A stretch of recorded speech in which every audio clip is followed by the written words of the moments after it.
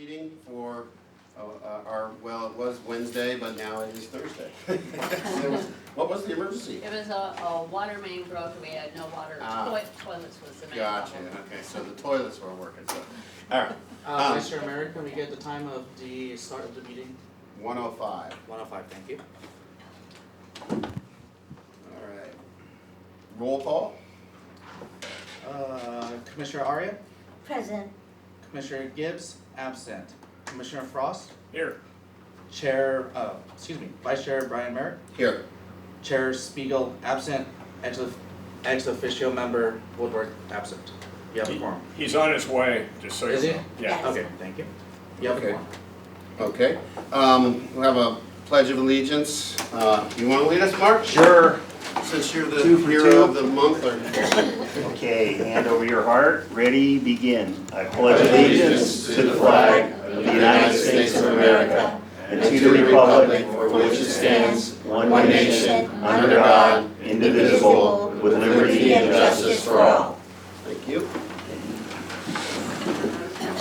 So now we have the approval of the agenda, and make a motion that we bring 5C and then 5A to the front of the agenda. I put in a card for this. There's a public speaker, yes. Oh, I'm sorry. I thought public speaking's later, but all It's right. not a A public, comment. All on the right, agenda. so we have Ann. Yeah, Wait, No, but this is first. approval of the agenda This is is when first. we could reorganize, isn't it? well, no, it's the posting of the agenda, right? Oh, okay. No, we're approval of the agenda. We're not at post of the agenda yet. Okay, That's right. got Approval it. of agenda, yes. Thank you. So approval of the agenda was the motion? To move item 5C and 5A to the front. 5C followed by 5A. I second I'll second that. She seconded it. I'll third it. All right. Vice Chair, you made the motion and Arya second. Yes. Do we have a consensus? Yes. All right. Okay, so now we have the posting of the agenda, and we do have a public comment on that. Hi, we didn't get 24-hour notice of the meeting because we were here and we saw Noah post it and we have pictures that everybody here did not have 24-hour notice. Unless this is a emergency meeting, it was not even properly posted for special meeting. So it's an adjournment of the meeting from yesterday. Yeah, where did you guys meet? So adjournment is an administrative adjournment of the meeting per the city clerk's office. So it was an admin due to emergency here at City Hall. So we therefore adjourned the meeting from yesterday, June 4th at 5 p.m. to now, June 5th at 1 p.m. Was it It does 20 not adhere to the special meeting. So there was not 24-hour notice? No. I don't know if this is I think you guys need to seek some kind of legal counsel because there's not 24 hours notice posted. I believe it's an adjournment. I believe what they're saying is correct, because this has happened before. So if I'm wrong, so be it. But we're here now. We're gonna have a meeting. So, We confirmed it over the phone individually. Do you want to complete the report on the posting of the agenda? Yes. The agenda was properly posted on May 29, and the notice of adjournment was posted yesterday, June 4th at 3:45 p.m. I have no ceremonial presentations. Do we have any other written or oral communications for items not on the agenda? We do, we have two. Okay. I think that's down to Vice Chairman. Thank you. Okay, why don't we hear from Ryan Embry? Well, I don't know if this mic is what you're using, but I didn't put in for your reordering an agenda approval because either way, I think that we need to adjourn in the memory of Commander Captain Bill McSweeney, who served the Malibu community when we did have a sheriff's station here and at the Lost Hill station later for what at the time was the longest career of any county sheriff at the time. I mean, it was like 30-something years. It's amazing. So if you could do that, just out of courtesy. The second was expounding on what the lady said, I'm sorry, that the posting said that this meeting was adjourned due to lack of a quorum. didn't say due to some other administrative procedure. I wasn't gonna raise this issue, but you didn't need to have a quorum, so there was no test of a quorum, so there wasn't a lack of a quorum. So I don't know, you have a quorum of 3, I guess we're gonna have the meeting today, and I'm prepared to speak to some of the items, thank you. Thank you, Ryan. We have a comment, public comment from Ann. Once again, I believe you're meeting in error. There should be 24-hour notice to notify the press that you guys have rescheduled the meeting, unless it's an emergency. In that case, only the immediate press needs to be notified within an hour, 2 hours. We didn't get that. So I don't know. It's less than 24 hours. I was here when Noah posted the agenda, and it was around 3 o'clock, timestamp. Can I ask a Can question? I'm just curious, what do you think we should do? What would be your remedy for that? Hold a meeting legally. So in other words, cancel the meeting, everybody leaves, and then we come back? I think your lawyer I should think tell we- you. I'm curious what you, I think we should see if someone in the city clerk's office is available to come and explain the rule that we are following. If it's less than 24 hours notice, how do you We should do go it? straight to 5C after that, because actually we're supposed to go before that. Okay, oh, I see. Let's see if we can get somebody to clarify the rule. You can continue public comment, is there more? There was only 2. we just did, that was, That was it. So do are we gonna wait for the city clerk to come down? We probably should just in case.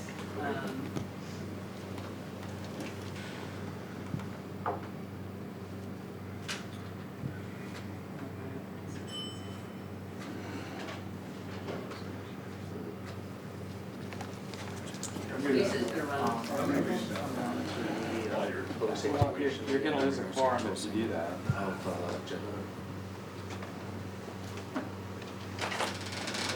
One of the public comments stating there is an error of 2.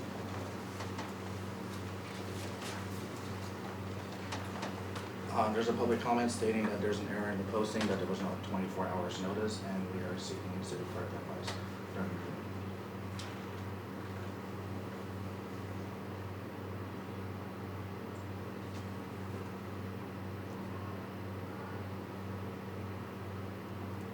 Copy. Okay, sounds good. I'll make contact with them. Thank you.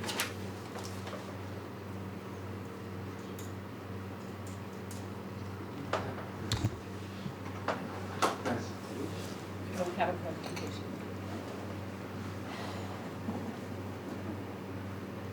We can all dance. We lost our phone. Chris, maybe when you come back in the bathroom, we can at least go to the public safety agency reports, because that's not Okay. like a policy decision Okay. or anything like that. Or who's here to So give we'll that do report? Hmm? Which, that's, That's 5C, that would be. Oh, that is public 5C. safety, So that would Yeah, be okay. CHP, so Yeah. since that's not like making Got policy it. decision, we can take that publicly.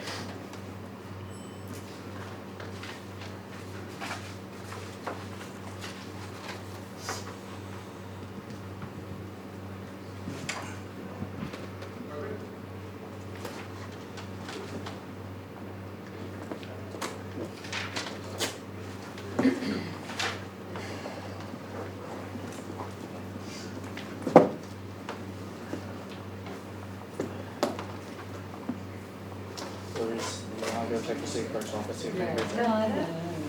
Oh my God, you're thinking of Jeffrey? How could we both think of the same one? there's That's so amazing that you thought of it. We're definitely twins. Oh, check if Christina's here. If not, check if Cynthia's here. Yeah, it's a suspense.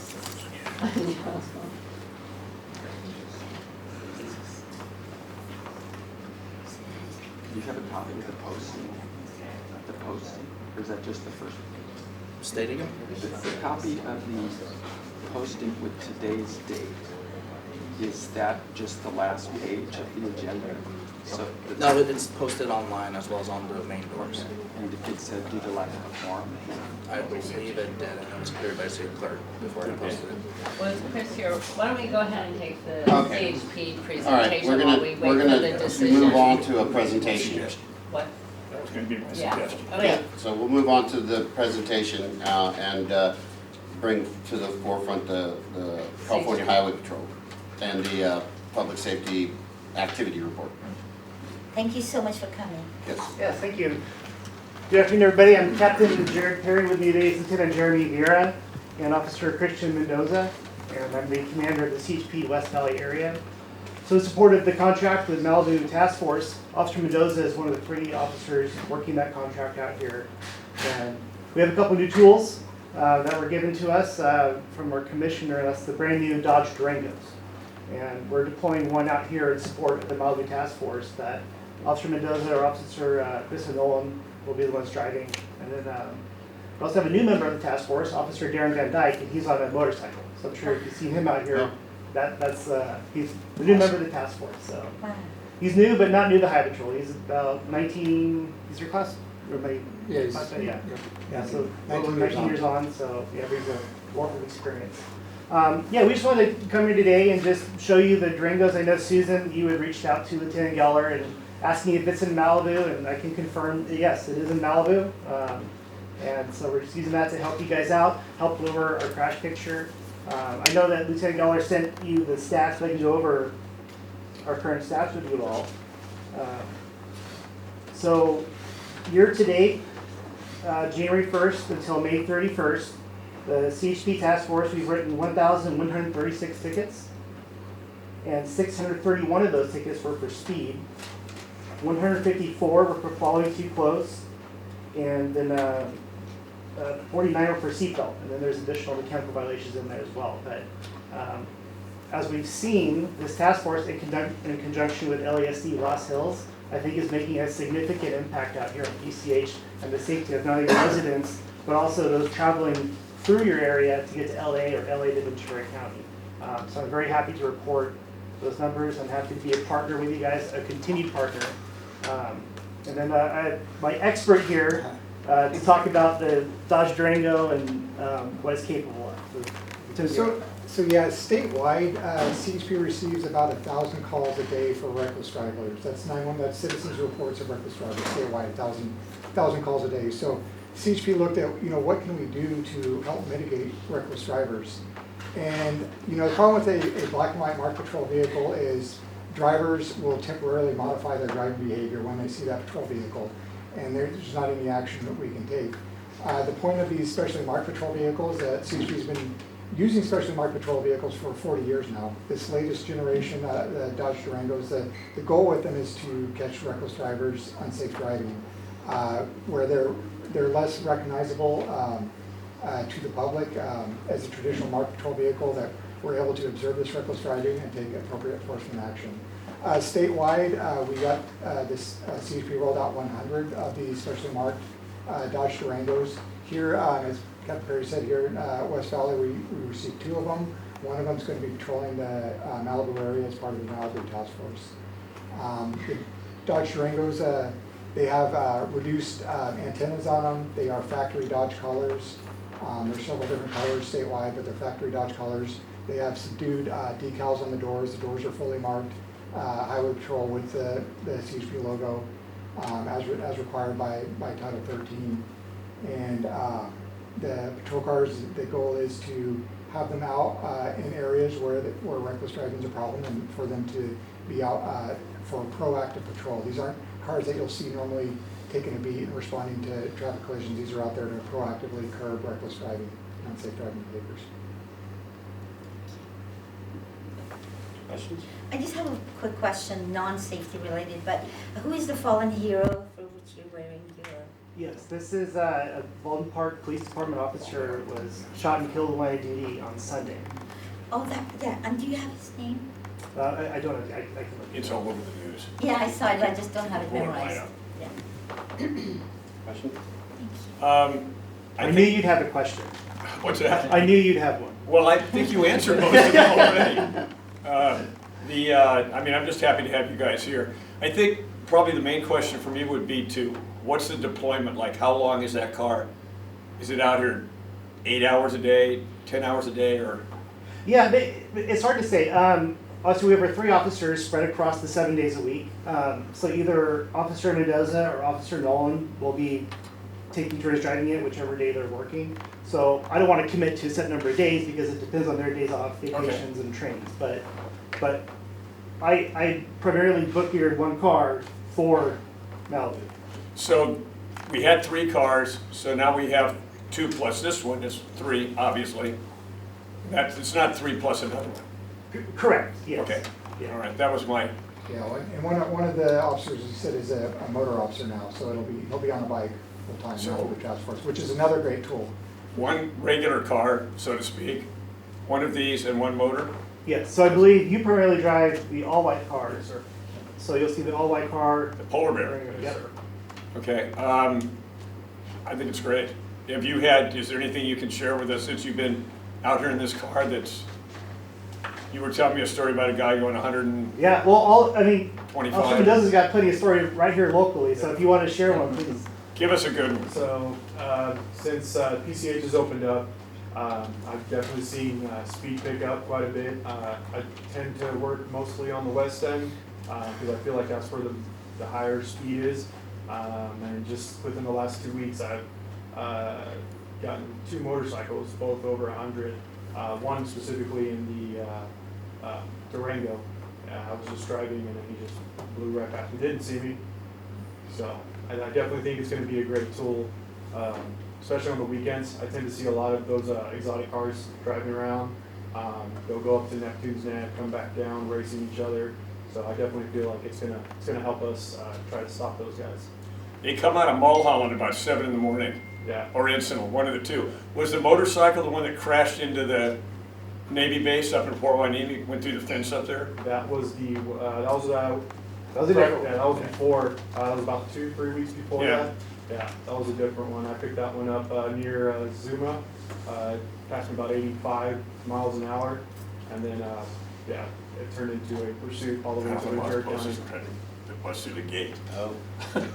Was he military? No. Oh. Yeah, he was very smart.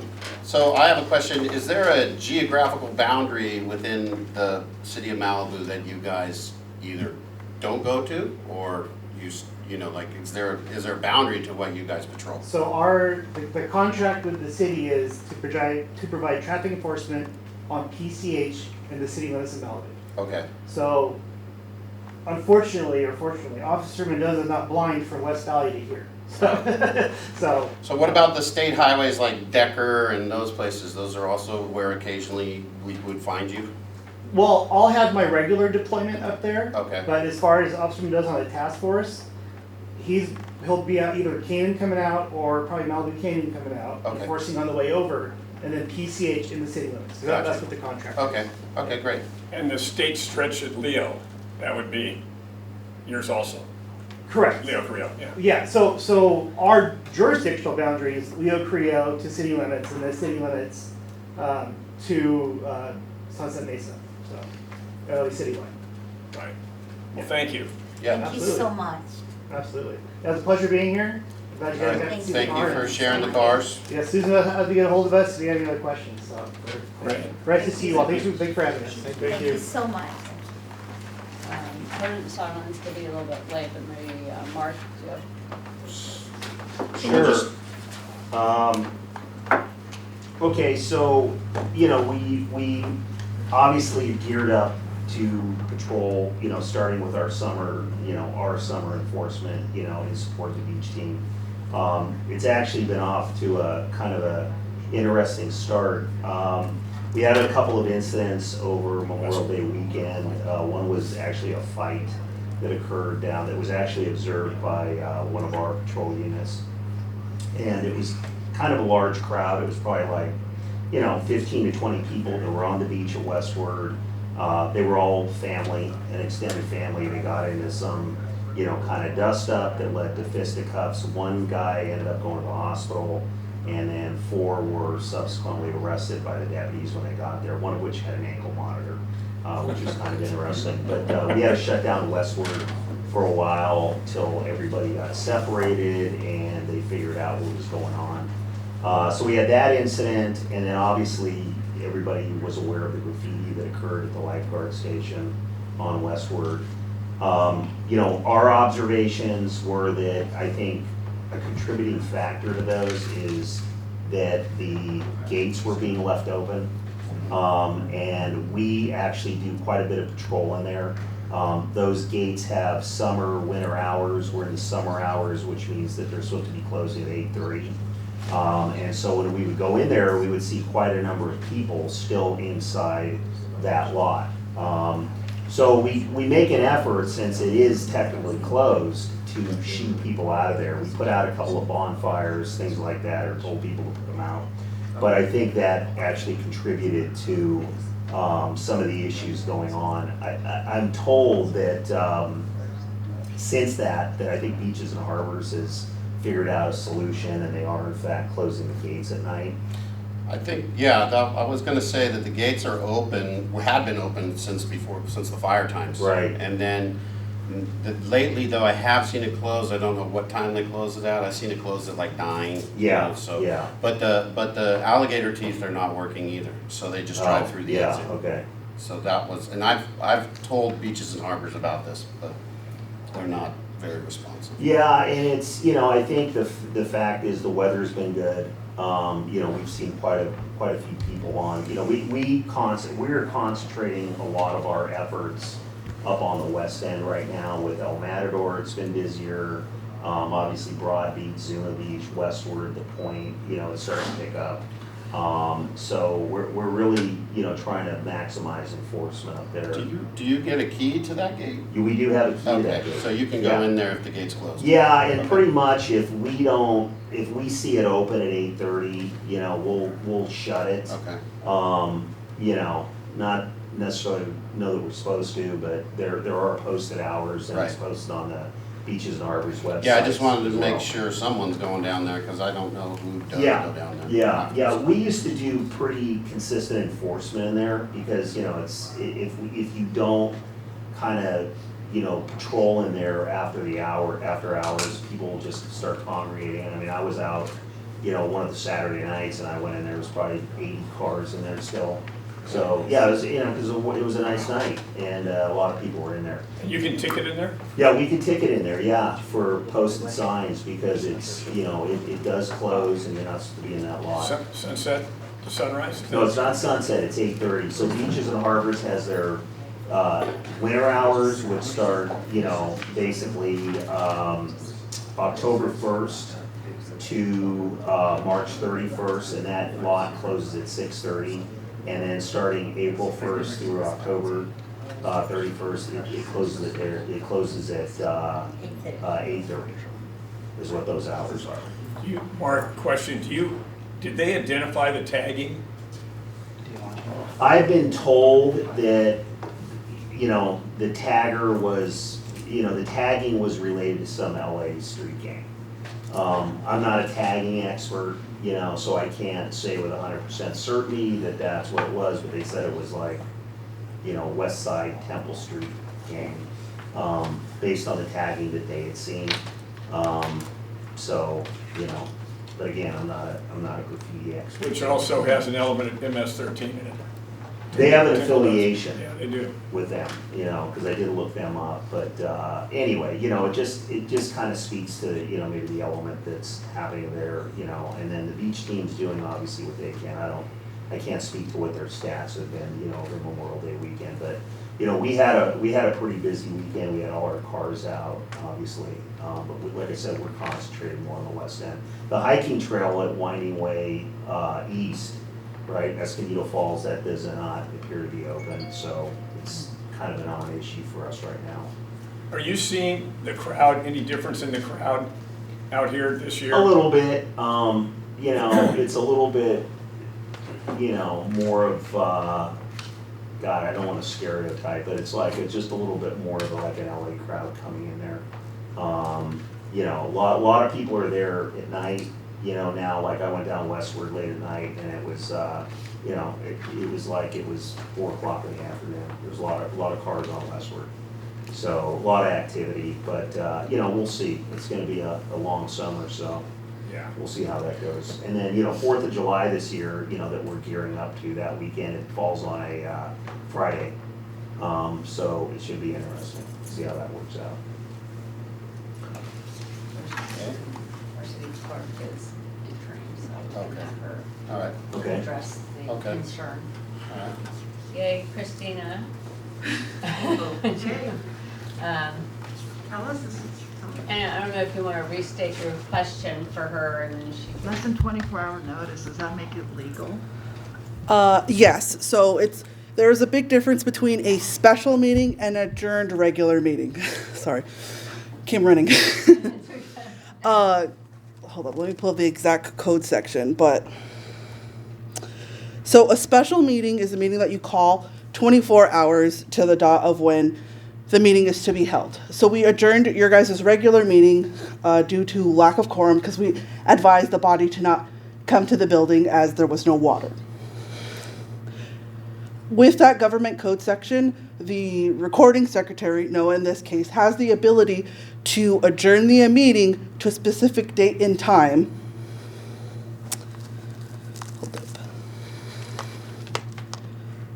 Specific date and time because of lack of quorum, and since we told you guys, government code section 54955, the legislative body of a local agency may adjourn any regular meeting or special adjourned meeting to a time and place specified in the order of adjournment, less in the order of adjournment. It doesn't need to be done in 24 hours. That's the point of an adjourned meeting. It can be less than 24 hours. It's the same agenda that was posted originally in compliance with the Brown Act that was done 5 days before the meeting, Noah? So it's the same agenda. So that's why it still holds, because you're continuing essentially that meeting to another date. I know the word adjourning can be a little confusing, because usually when you hear adjourning, you think of the meeting ending, but it just meant we continue to the date. Like, I don't know if anyone paid attention to we were adopting the rebuild ordinance. We did a series of adjourned meetings, and even though the agendas weren't posted 24 hours in advance, they were compliant because they were adjourned meetings. So it was able to keep operating off the agenda that was already posted. The government code section, if anyone ever wants clarity, is 54955. Any other questions? Thanks. Thank you. Thank Thank you you so for much coming. for running through. Thank you. Appreciate your haste. And then, so anyway, so just finishing up on that, so, we'll see what the summer brings. Couple of things too, we're still waiting on our bailment contract to come back from the sheriff's department, so our 2 cars are, ready to go up there, except for the logos, the radios, so we're hoping to, I'd really like to get these things going for summer. So I've reached out to actually Commander C2 to see if she could maybe, wave the wand and expedite things, because we have 23 bodies and we have 2 cars that we're trying to schedule, so it just would be a big help for summer. And then we have a couple of events coming up. We have the Little League Parade that we're going to be working this Saturday. We're going to be here at 7 a.m. Parade kicks off around 8:15. Should be about, hopefully, less than an hour. It starts over by the Chipotle Malibu Village lot, and it's going to end over at Winter Canyon. And it's a good event for closing day, or for the Little League. So I know they really enjoy it. The kids really enjoy it. So anyway, we're going to be doing that.